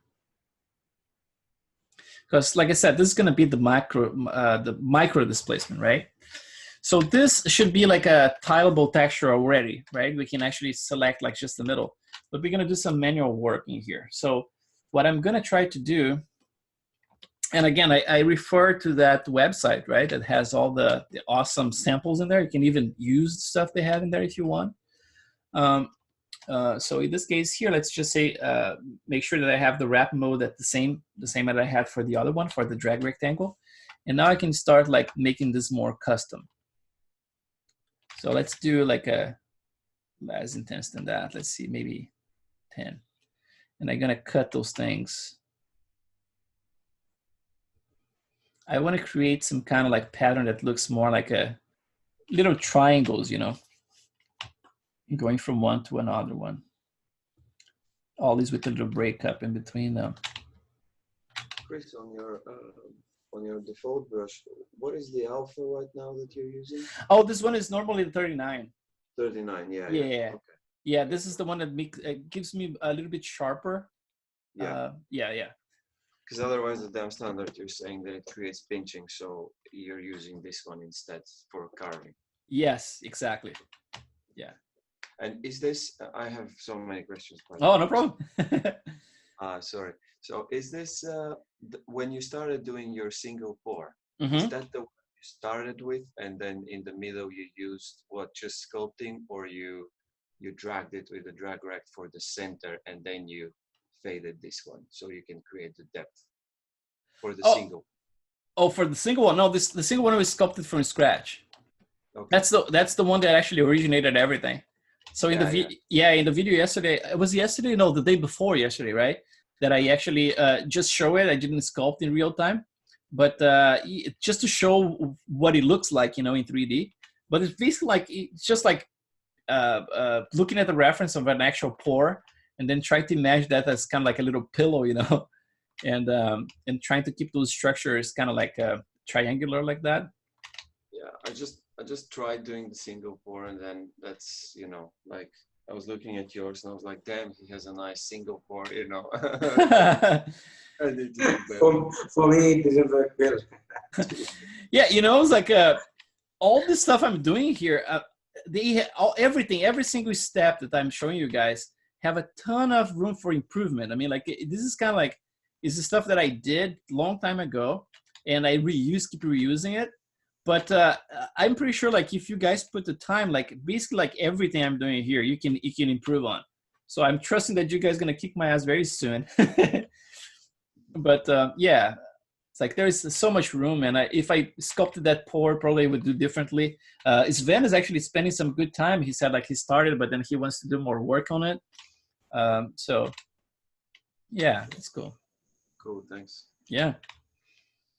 So I'm gonna start like cracking some of them, like going in different directions like that, just adding, you know, like some randomness. This is gonna be like a macro detail, right? So all this stuff here you're seeing right now that looks like, oh my God, like maybe this structure is not gonna, yeah, this stuff here is definitely gonna work because this is gonna be just the breakup in between the pores, right? So try to imagine like in between those pores, you're gonna have like a structure like this, breaking things up. So we don't want to do something that looks like completely like a plane, right? So we want to make sure that we have some structures in there. So you see, like right now, I'm just going a little bit more random in those connections in here, and breaking things up and trying to imagine like that's kind of like it's a soft structure. And so I'm gonna do that. Let's try like that, and then we're gonna start adding some volume. So with the elastic, 2, not 2, 1. Which one's that I had? 1. So I'm gonna start adding some volumes, right? Same thing, I'm gonna go to brush and make sure I have my wrap mode matching the other ones. So at 2, and then let's see, let's pick one area here and make sure that you make it nice and soft and comfy. Look, little pillows. It's like a little sheep. Put the sheep in there. Like that. So yeah, the elastic is really good to actually pop stuff out, but without actually destroying the form, right? So we're gonna do that. See, like like a lot of freedom, you know, it's like just like going and looking for like random spots where I have those little gaps, and then just like filling it up. Yeah, so something like that. And then now we can go even more specific. We can get some of those pores that we are just using, the pimple, whatever, you know, we can. So let's see this one. So the little pimple like that, right? So let's make sure you have it a little bit less dense. First, before we do the specifics, let's do like a random pass here. So the skin pore is random. I show how I created it the other day. So you guys can refer to the video. And but here, so I can actually add some randomness here. Let's do a brush, wrap mode 2 again. Let's make more intense like that. Okay, so now let's bump this thing down first. Too much. Let's see that. Bump it down like that. And now let's bump it up with a little bit more intensity and a little bit smaller brush. Maybe you see like I'm getting a lot of stuff in there. Maybe to get less frequency, you can just go to stroke, and then under the spray, just you can just get the flow down. And even at 0, it's still like, you know, you can get stuff with even at 0. So that way you can get like more spread out. So you can get that, get some variations in the size as well. Anything to break up the structure. And then we can go in the specifics and get one of those like the pimple. And now we can go, not the pimple, this one. Any bump actually, could be anything. We just made a bunch in the past couple of days. So we're gonna go to brush again, wrap mode at 2. One there. Remembering that this is all tiled, right? So it's kind of like a macro structure that anything we add in here, it's just a help for the specular to bounce and reflect in a different direction, right? So anything we add is going to help to do that breakup for you, right? So now I have all those tiny little structures in there. I can go with my standard again, and I'm going to choose a couple of them to dig deeper. Actually, instead of the standard, let's use the elastic so we don't destroy anything. So let's do 30 something.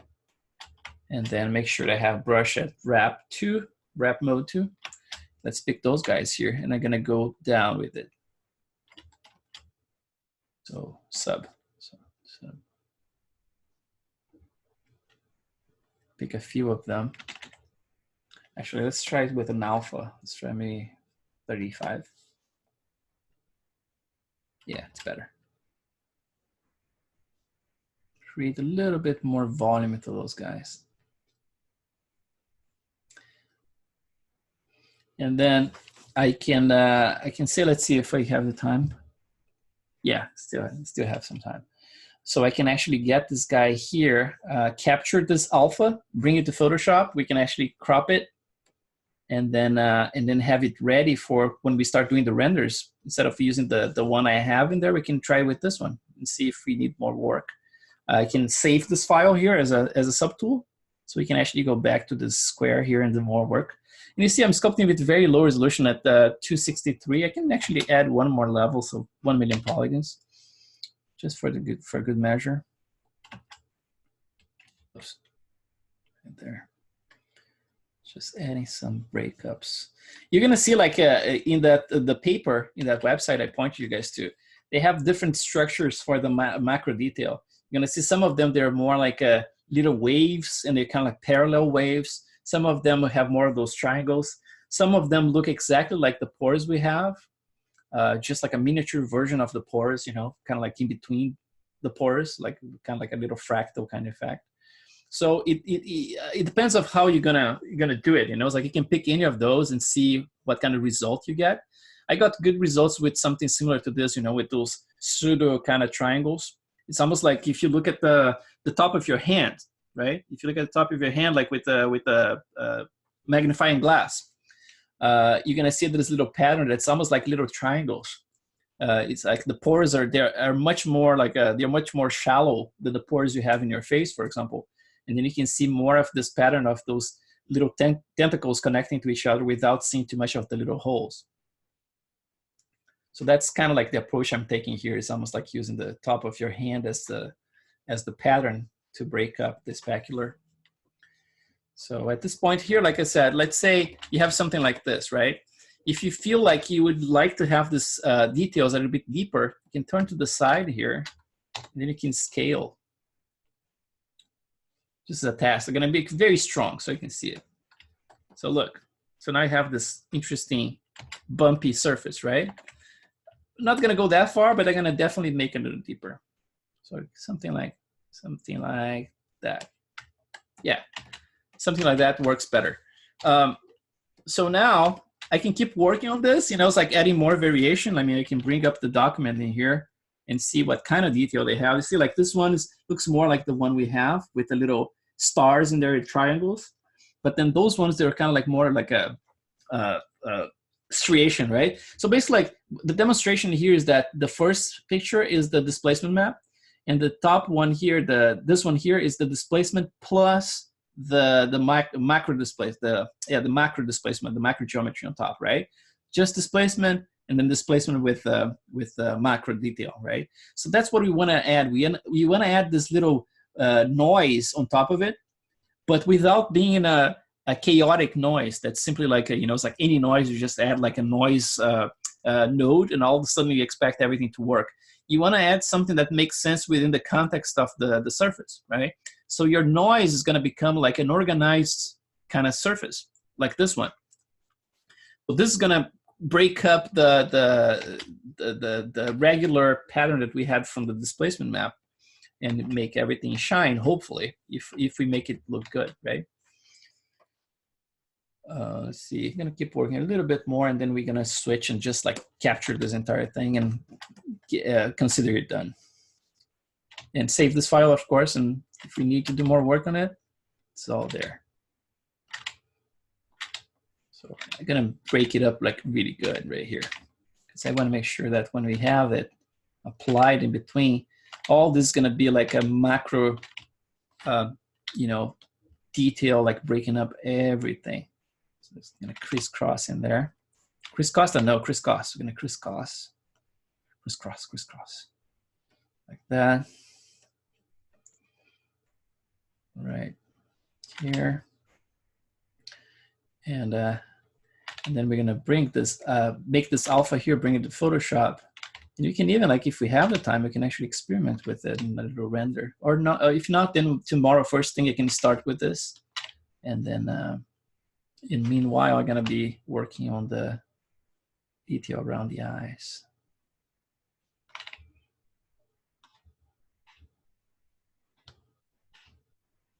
See, I'm trying to keep everything kind of like at the same level without like too much variation. So like the depth is in there. There's some variation, of course, but without going too crazy with the variation, right? So things kind of can repeat, but without being something absurd that, you know, you're gonna totally notice like some kind of like feature that's totally stands out from the rest. You don't want to do that. Just the more you break up, the more breakup you're gonna have in your spec. See, like it's a little chaotic, but within it's like a conscious chaotic, right? Like I'm conscious about what I'm doing here, but going to certain places and then just trying to add more detail in there. So around there, done, done. And then let's consider this done for now, right? So it looks kind of nice in there. It's like skin, right? Kind of, except for those little bumps. They look a little weird, but you know, I think it's gonna work. So first thing you're gonna do, you're gonna save this as a subtool. So save as, and then save this one I'm gonna call macro geometry 1. Oops, macro geometry. So there should be a small file. And then I can actually grow this all the way to, to get like most of my screen covered. And then we can actually say, actually, let's see if we can find, let's do this, like with RGB on. I never tried that, but let's do it. Let's first, like let's paint the entire thing white, or actually gray. So let's do color and then fill object. Right. Then with the red, let's do this. Let's go to brush mode 2. So we can actually track exactly what's going on, like where we have our pattern, right? Let's do that. So if I do something like this, I can tell that the square is right here, right? So let's grow this area all the way to here. So I have the maximum area possible I can capture, because the rest is going to be repetition anyway, right? And we just need the alpha, so in theory, the color shouldn't matter at all. So let's do, grow it like that. So we can get a nice and big map. So now I have that. Let's, you see, like I still have some pixelated. Let's subdivide one more. So, oops, did I? Oh, it's because probably it's not respecting the, oh, it's because I have my square thing in there, see? Anyway, it's going to be so small, you're not going to see that. I'm being like too anal about it. So let's grow a little bit more right here. Okay, so I got the maximum area in there. And then I'm going to click the MRGBZ grabber, make sure perspective is off and everything is facing you. Then MRGBZ grabber, switch. And I'm going to try to make a little bit bigger than that space. So by eye here, let me try to find the middle. I don't know, that. Something like that. Not quite, right? So I'm gonna have to go lower than that. Let's try here. That's better. So something like that.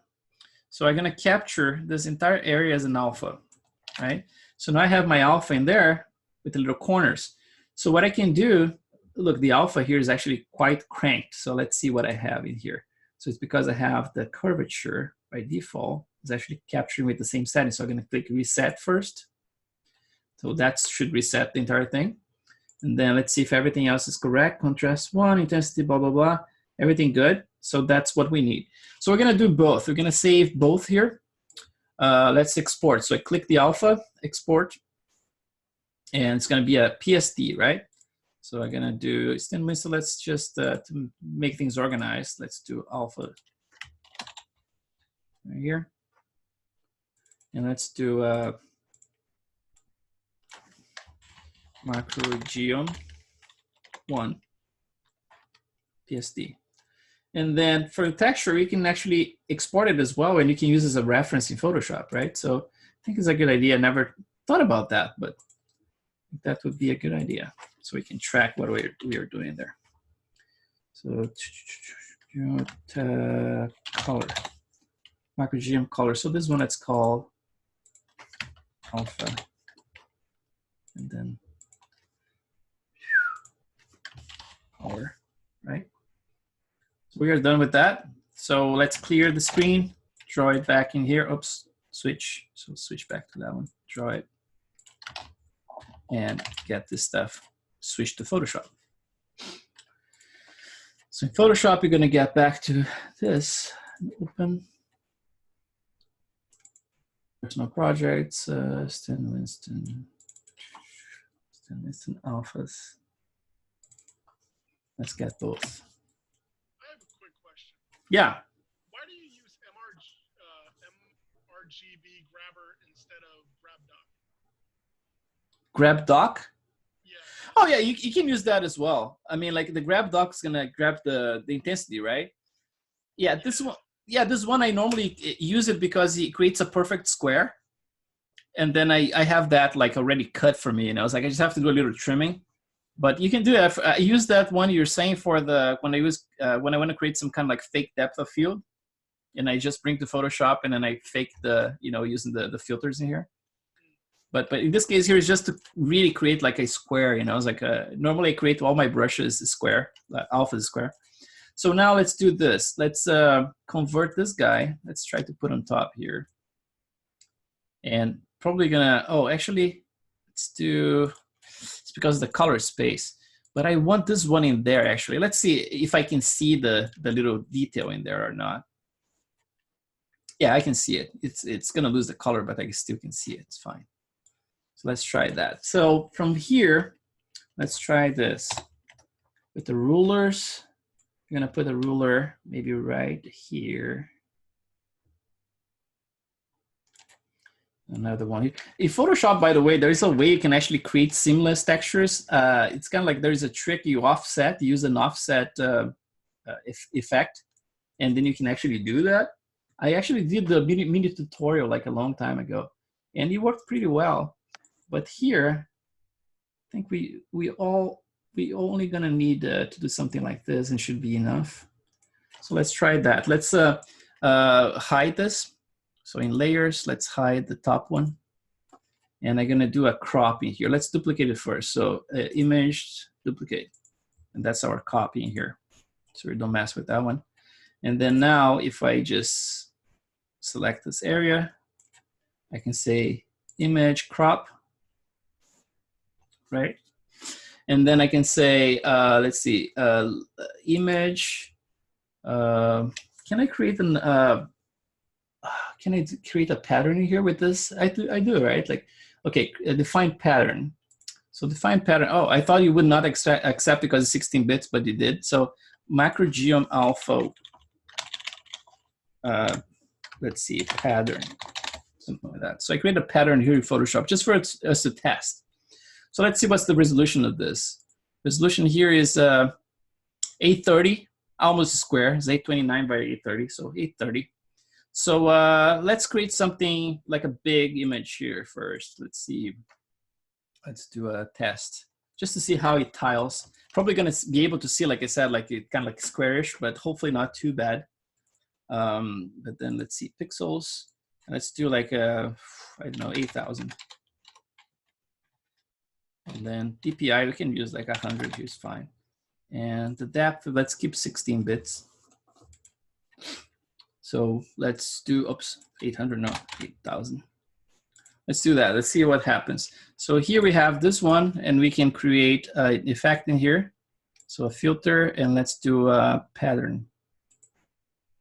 And that's what we have right there. So you see like the color, you can see already the grid, right? So you can tell that there is an area that's a little bit more elevated than the other ones. That I mean, I have the option to seeing this. I can go back to my model in ZBrush.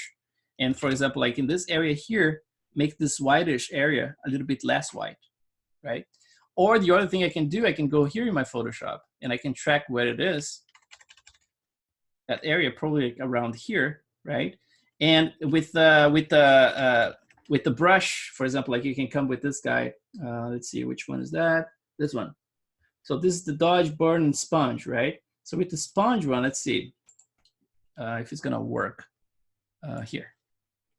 Let's see what kind of effect we can get. So with the sponge, yeah, it's gonna kind of eliminate a little bit of the detail. So let's see if I go with the saturate. Let's see, saturate and desaturate. Which one is the one I used before? It wasn't that. It was something else. Let's see. It was the burn tool maybe, and I used like reversed burn. Let's see. Oops. Yeah. So the reverse burn, we can do that. So we can actually either you can burn this area a little bit more, like that, where we have that white. Even here, you know, it's like try to even things a little bit more. And or you can actually simply go to ZBrush and make sure that you have that working. But I tell you that the way we have it in here, this shouldn't be a problem at all. I think it should work just fine. You're always going to see a little bit of a pattern, you know. But like I said, like this is going to be so macro. This is going to be like a tiny little thing in between the wrinkles, right? So for now, we're just going to consider this done. And let's pretend that this is actually something that's working. So let's just undo those last steps I just did here. So the burn tool, let's go to crop, and let's just save this one as our new macro alpha.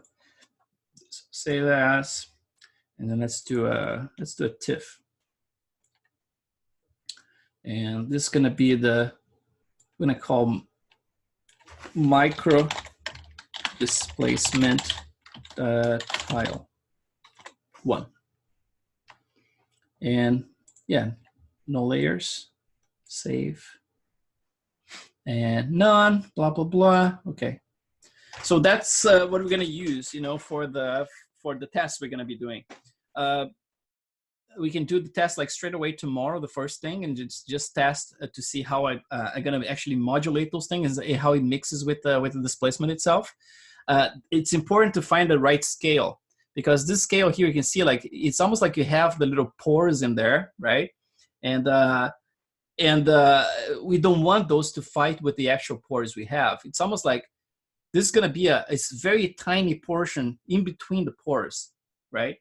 So we're going to make sure to find that scale. So like in Maya tomorrow, we can actually apply this as a tile and then play with it until we find like a sweet spot where we can get the breakup without fighting with the actual detail we have. That's going to be just like riding on top of that surface, right?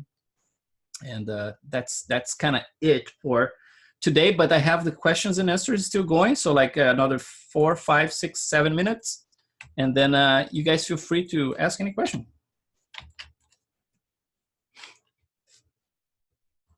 Kind of hard to see. Yes. First of all, this is amazing what you did right now, because for me it's like you're Raymond or something like that. You read the patterns in a way that it's crazy. But the question that I have is more related to her. I know we are not ready already there, but I'm trying to do the eyelashes and eyebrows, and I don't know if you have worked with the minimum pixel width value inside Action. No, I don't think I did. Okay, I don't know if that value helps to fix that kind of, when the hair is too tiny and you render it and it's like broken, you know? How you solve that? Do you usually render in a really high resolution, or there is another option for that? Yeah, there is one thing that happens sometimes when you're sculpting with, you are countering a noise, for example, right? So for example, like you have a noise layer in there, and then you add like a sculpture layer on top of the noise, and then basically like you counter that noise by smoothing things out.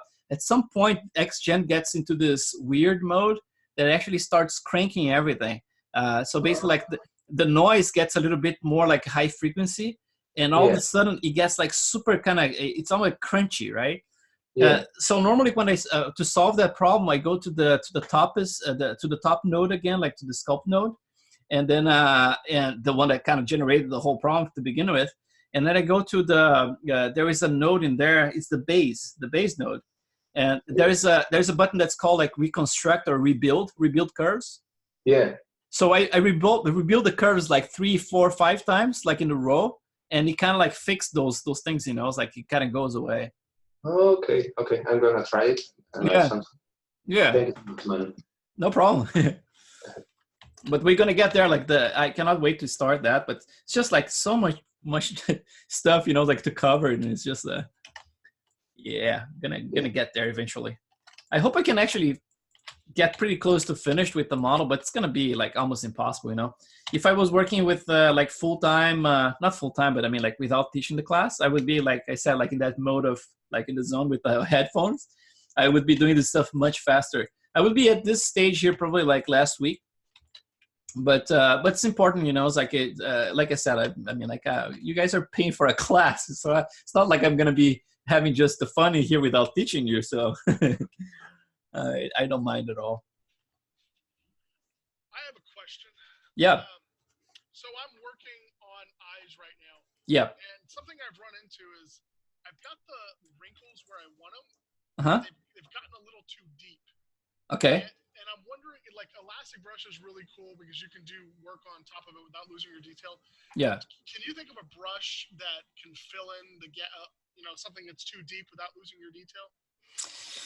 You know, it's like the stuff I did like for the eye bags just now, like not long ago, was to actually go to the lowest res and just like smoothing things out and then going back. That normally like keeps the fine detail on the top, and that's basically like how I do it.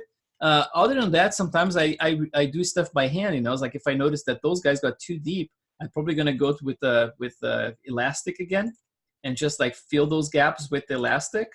But I don't have a brush, you know. It's like the only thing I could think of would be like the morph brush. But then if you're working with HD, you're kind of out of luck, right? With HD, it's going to be hard to do that. Oh, look at that. I still have like the pattern going, so I'm trying to sculpt look like it's everywhere, like cancer. So I'm going to have to turn off all my brushes back to That actually looked good in that eye corner, though. You know, sometimes you get like that weird pimply area in the eye corner. Yeah. Oh, those pimples are gonna try to improve, make it a little bit more natural too. You know, it's like gonna mix some alphas, like some cross hatching on top of them, but yeah, eventually I'm gonna get this to look a little bit more natural, and then start moving towards this area. This is actually one of my favorite areas for some reason. You know, I like to build like those little micro wrinkles in here, and they kind of go in that, you know, different directions, and it's kind of cool. But yeah, how are you guys doing so far? I mean, like it's a lot. I know it's a lot of information, you know, but at least you can see the results of what I'm doing, right? It's not like I'm saying like in theory that's how this is gonna work. No, I'm actually showing things happening. So I hope this is helping you guys. Absolutely, it is me, anyways. Okay, cool. All right, guys. So we're kind of like at 11:31, and if you need to go to sleep, or if you're like waiting to go to work, actually, because we are all over the place with our times, right? I know for a fact that the next class I'm probably gonna have to start a little earlier in June, because it's actually forcing me to go to bed almost every day at like 2 or 2:30 in the morning, and sleeping 5 hours is not helping me a lot right now. But yeah, it's a good cause, so all good. All right, guys, thank you so much again, and let's keep practicing. You know, it's like anything that was said here, it's going to be recorded, and it's going to be available in about 2 hours from now, or an hour and a half. And just practice, and let's get some stuff going. You know, it's like I know some of you guys are a couple of steps behind. And it's expected, because I really don't expect you guys to follow with me. It's a lot of stuff to deal with. You know, a lot of stuff is new information, right? But I know it's like, just keep going with the models. I'm really, you know, happy with seeing your models, your progress and everything. And I cannot wait to take them apart and make you very miserable this weekend. We are waiting for that. Yeah, no, I'm not that mean. But thanks a lot, guys. And yeah, I see you around, like on Facebook or whatever, and then tomorrow at the class for sure. Okay. Thank you, Kris. Thank you, guys. Thank you, Kris. Thanks a lot. Bye. Yeah. Bye. You're welcome. Right.